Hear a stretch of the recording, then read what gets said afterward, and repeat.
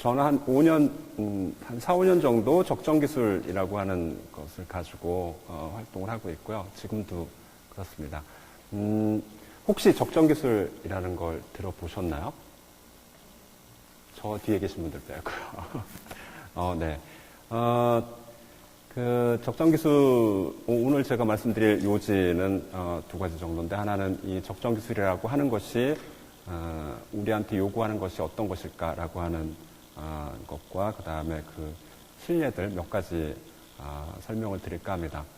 적정기술이 이 태동한 그 철학적 배경 내지는 시작 지점이라고 할 수 있는 거는 인도의 간디 선생이라고 알려져 있습니다. 그리고 그것이 대중적으로 이렇게 퍼져나가기 시작했던 거는 독일 태생의 경제학자였던 슈마어, 작은 것이 아름답다라고 하는 책으로 많이 알려진, 그리고 그 제자들을 통해서 중간기술이라고 하는 얘기를 이야기하면서 이런 것들이 흘러져 왔고요. 우리나라에는 영어로는 appropriate technology 이렇게 얘기합니다만 적정기술이라고 소개가 됐습니다.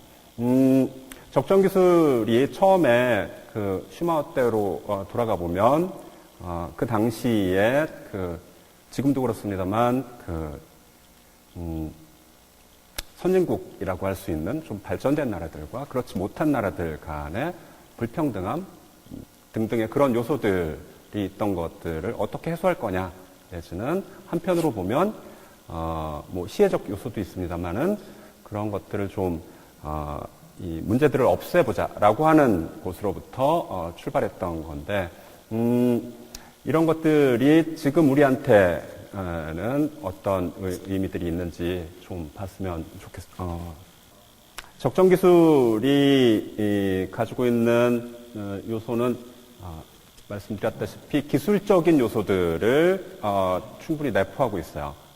요즘 보면 주류기술 영역에서 기술이 가지고 있는 한계점들을 논의하면서 이제 다시 인문학하고 만나야 된다라고 하는 얘기들을 하고 있죠.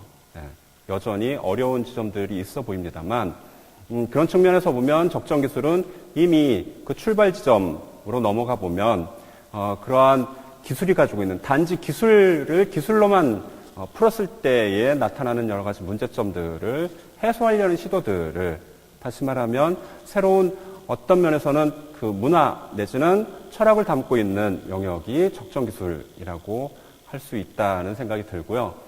이 적정기술 또한 우리가 만약 이것을 하나의 기술로만 바라본다고 하면 기존 기술이 가지고 있었던 그러한 여러 가지 독소들, 예전에 많이 듣던 얘기들이 기술을 발전시키면 우리가 가지고 있는 거의 모든 문제들을 다 해결할 수 있다라는 얘기들을 많이 해왔습니다. 지금도 얼핏 그런 얘기들이 들려옵니다만, 지금에 와서는 단지 기술 영역으로만은 그것이 잘 해결이 안 되는구나라고 하는 얘기들을 하고 있는데요.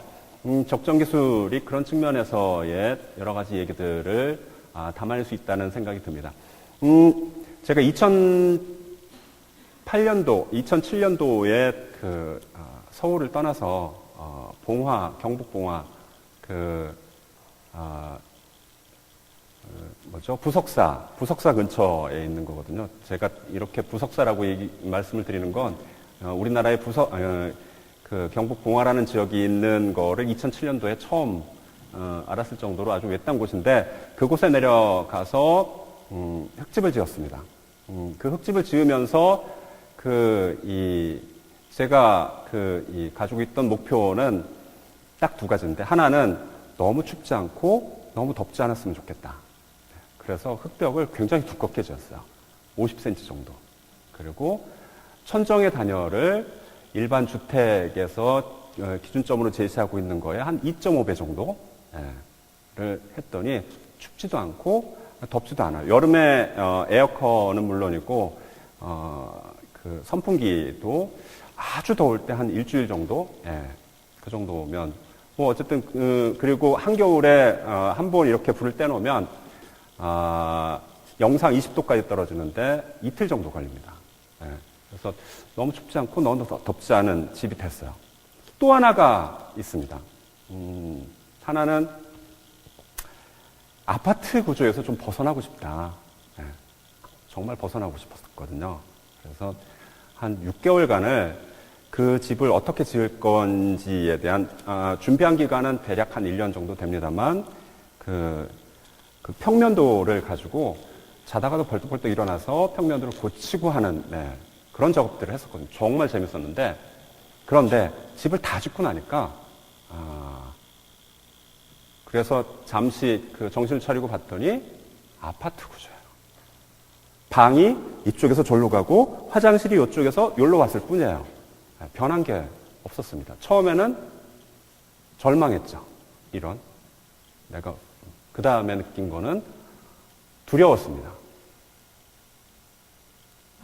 제가 가지고 있는 그 결정을 하는 데 있어서 여러 가지 정보들을, 많은 생각들을 하고, 그 공부도 하고, 찾아가 보기도 하고, 그래서 나는 그 공간이 틀림없이 아파트 구조에서 벗어났을 거라고 아주 철두철미하게 믿고 지었는데, 거의 한치의 오차도 없이 못 벗어났어요. 저는 제가 그걸 보면서 도대체 제가 가지고 있었던, 제가 믿고 있는 제 오감, 눈, 코, 입, 그동안에 학습했던 것들을 다 그 감각이라고 치면 그런 감각들을 총동원해서 제가 제 거라고 믿었던 감각들을 다 동원해서 했는데 저는 제가 원하는 거에서 한 발짝도 움직이지 못했던 거예요. 이건 그래서 실망이다를 넘어서 무섭기도 했습니다. 지금도 그것에 대해서 어떻게 완벽하게 풀어낼 것인지 제가 그거를 극복하고 있는지에 대해서 잘 모르겠어요.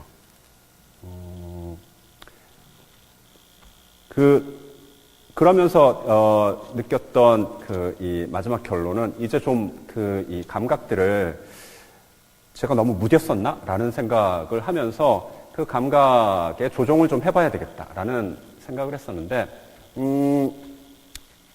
최근에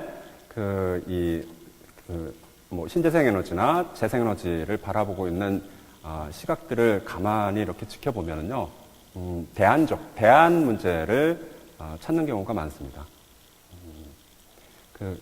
한 가지 우리가 지금 상상을 해보겠습니다. 서울에 어느 날 순환정전으로 정전이 됐다고 가정하겠습니다. 그리고 우린 63빌딩에서 일을 해야 되는 사람들이에요. 그런데 우리는 40층에서 일을 한다고 치죠. 저 같은 경우에는 산은 어차피 올라갔다가 내려올 건데 왜 올라가지? 라고 하는 사람이거든요. 40층을 오르락 내리락 하는데 엘리베이터가 멈췄다고 생각하면 굉장히 끔찍해 할 사람인데 그런 상황에서 노출이 됐다고 생각하면 저는 아침에 열심히 올라가서 딱 도착하면 아마 점심 식사를 할 때가 될 거고 내려와서 점심 먹고 다시 올라가면 저녁 때가 될 거고 그래서 그러면은 거기서 일할 수 없는 조건이 되겠죠. 거기 있는 사람들이 다 한자리에 모여서 어느 날 논의를 시작했어요. 우리가 어떻게 할 거냐. 근데 거기에 정전이 됐는데 언제 복귀될지는 알 수 없는 상황이라고 가정을 하겠습니다.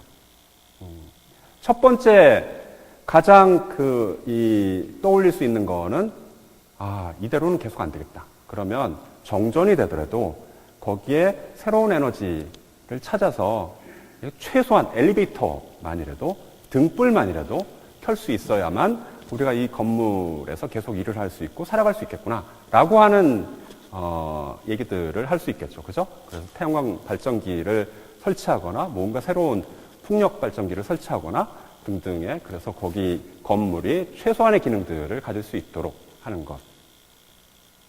그런데 달리 생각해 보면 제가 그 흙집을 지으면서에 느꼈던 그런 두려움들에서 조금 벗어난다고 생각해 보면 우리가 꼭 미래에 살고 살아가야 될 어떤 구조물이 있다면 그게 꼭 63빌딩처럼 그렇게 높아야 되는 거냐? 라는 생각들을 좀 해볼 수 없을까? 저희가 그러면서 이 기술 영역임에도 불구하고 이거를 어떻게 풀어올까라고 하는 그 생각 속에서 지난 10월달에 서울시하고 함께 북서울 꿈의 숲에서 한 3주간, 한 달 정도 이 워크숍을 했었는데 거기에 그래서 그 어린 친구 하나가 저희 모두에게 우리가 이 영역을 어떻게 볼 것인가에 대한 답을 내주고 갔다고 생각을 합니다.